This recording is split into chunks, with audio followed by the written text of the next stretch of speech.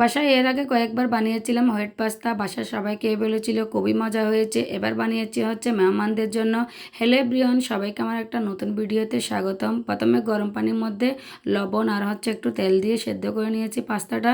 তারপর ডিমের মধ্যে হচ্ছে সামান্য পরিমাণ লবণ আর গোলমরিচ মিক্স করে ভেজে নিচ্ছি। ডিমটা আমি ভালো করে ভেজে নিব, ভালো করে ভেজে হচ্ছে এটা তুলে নিব। তারপর হচ্ছে পরিমাণ মতো একটু বাটার দিব।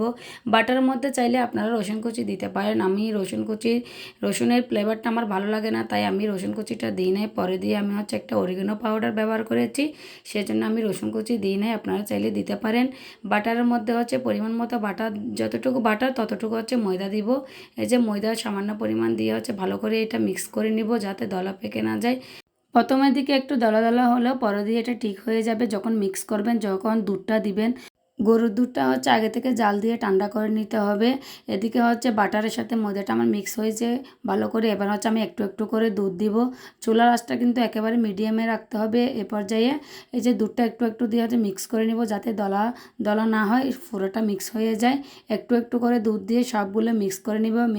এটা ঘন হয়ে আসা পর্যন্ত ওদিকে হচ্ছে আমি কয়েকটা মরিচ ভেজে নিচ্ছি। যখন ঘন হয়ে আসবে তখন হচ্ছে আমি পাস্তাটা ওখানে দিয়ে দিব। পাস্তাটা দিয়ে ভালো করে দুধের সাথে আমি মিক্স করে নিব এখানে। তারপর হচ্ছে মরিচগুলো ঠান্ডা হয়ে আসলে একটু গুঁড়ো করে নিব।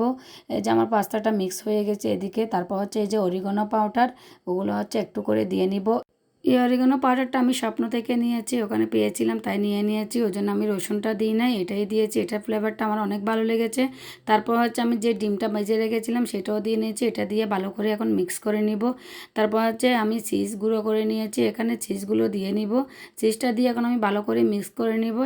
তারপর হচ্ছে চুলার আঁচটা একটু মিডিয়ামে রেখে হালকা হালকা নাড়তে হবে, যাতে চিজটা গলে যায়, ভালো করে পাস্তার সাথে মিশে যায়।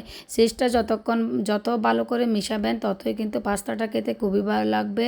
আমি কিছু চিজ হচ্ছে উপরে দেওয়ার জন্য রেখে দিয়েছি। যখন শেষের দিকে একেবারে নামানোর আগে হচ্ছে একটু মরিচের গুঁড়োটা আমি গুঁড়ো করে দিয়ে দিব। এখানে হচ্ছে শুকনো মরিচটা টেলে নিয়ে হচ্ছে আমি গুঁড়ো করে নিয়েছি। আপনারা চাইলে বাইরে থেকে কিনেও নিতে পারেন, এটা গুঁড়ো পাওয়া যায়, চিলি ফ্লেক্স। এটা হচ্ছে আমি ঘরে করে নিয়েছি, কিনে আনি নাই। এই যে দিয়ে নিয়েছি। তারপর এটা ভালো করে আবার কিছুক্ষণ মিশিয়ে নিব। ভালো করে মিক্স হয়ে গেলে তারপর এটা আমি নামিয়ে নিয়েছি। নামিয়ে নিয়ে সবার জন্য আমি বাটিতে করে নিয়ে নিয়েছি। উপরের দিকে হচ্ছে একটু চিজ আর একটু হচ্ছে মরিচ আমি সৌন্দর্যের জন্য দিয়ে নিয়েছি। আপনারা চাইলে দিতেও পারেন, না চাইলে না দিতেও পারেন। এর আগে তো সবাই বলল খুবই মজা হয়েছে, মেহমানদের নাকি খুবই ভালো লেগেছে। আজকের ভিডিওটা এ পর্যন্ত। যদি ভালো লেগে থাকে সবাই একটু লাইক কমেন্ট শেয়ার করে দিবেন বন্ধুরা। সবাই ভালো থাকবেন, সুস্থ থাকবেন। সবাইকে ধন্যবাদ, সবাইকে টাটা।